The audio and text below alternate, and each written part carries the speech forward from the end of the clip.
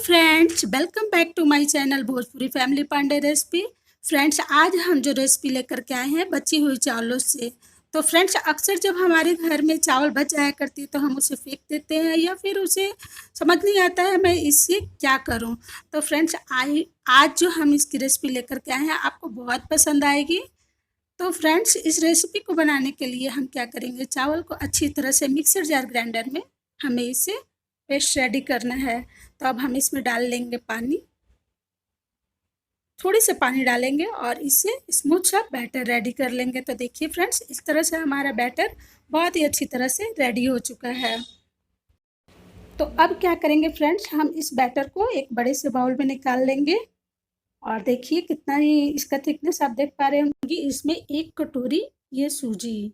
Friends, आप अपने कोई भी नाप के अनुसार इसमें सूजी ऐड कर सकते हैं। तो चलिए, अब हम इसमें डाल लेंगे ये छेना का पानी।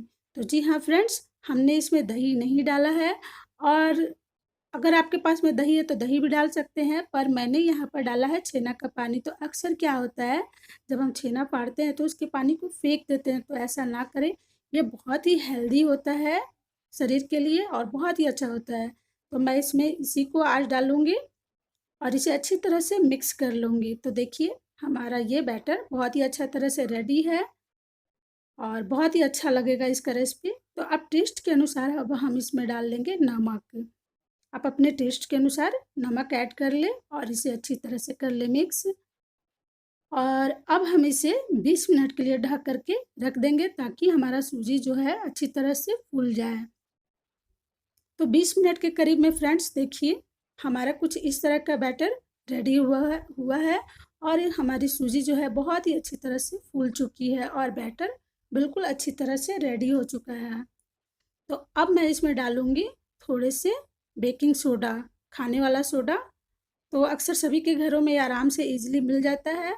आप चाहे तो इसमें इनो भी डाल सकते हैं, पर मैं इसमें इनो नहीं डाल रही हूँ। और इसी अच्छी तरह से कर लूँगी मिक्स। बहुत ही फ्लॉपी बनेगा इससे और बहुत ही अच्छी रेसिपी बनेगी। बची हुई चावलों का इस तरह से यूज करें फ्रेंड्स, बहुत ही अच्छा ये रेसिपी होगा। अगर अच्छी लगेगी हमारी ये वीडियो तो आप हमारे चैनल को लाइक, कमेंट और सब्सक्राइब ज़रूर करिएगा फ्रेंड्स। तो अब हम क्या कर लेंगे, इडली के बर्तन को अच्छी तरह से देखिए, एक मोल्ड को हम अच्छी तरह से ऑयल से ग्रीस कर चुके हैं और इसमें अब हम देखिए ये जो मिक्सर रेडी किए थे, बैटर हमारा जो रेडी हुआ है उसमें ऐड कर लेंगे। सभी खानों में अच्छी तरह से ऐड कर लेंगे और देखिए इसी तरह से सभी को हम रेडी कर लेंगे। तो यहाँ पर पहले से फ्रेंड्स हमने पानी को गर्म होने के लिए रख दिया था और ये बिल्कुल अच्छी तरह से गर्म हो चुकी है।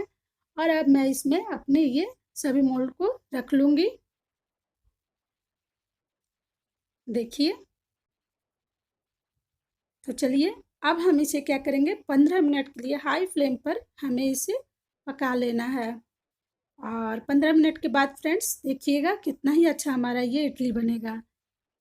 तो 15 मिनट हो चुके हैं फ्रेंड्स, देखिए कितना ही अच्छा और कितना परफेक्ट हमारी फुली फुली सी इडली बनी हुई है।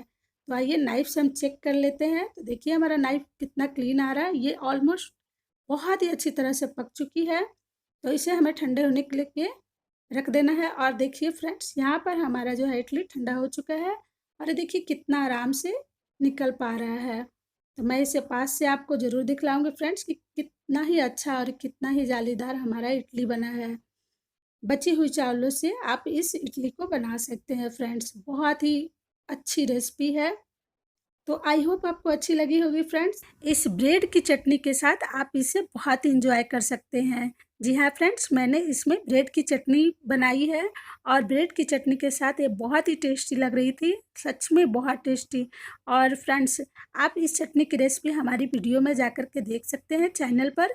आई होप आपको ज़रूर अच्छी लगी होगी फ्रेंड्स और लगेगी भी। बहुत ही यूनिक चटनी है ये हमारी और बहुत ही टेस्टी। तो फ्रेंड्स, अगर अच्छी लगेगी वीडियो तो हमारे चैनल को लाइक करिएगा, कमेंट करिएगा और सब्सक्राइब ज़रूर करिएगा फ्रेंड्स, भूलिएगा नहीं। साथ ही बेल आइकन बटन को ज़रूर दबाइएगा। तो देखिए मैं पास से आपको तोड़ कर दिखलाती हूँ और ये कितना ही जालीदार और कितना सॉफ्ट इडली हमारा बन के रेडी हुआ है। तब तक से बाय फ्रेंड्स।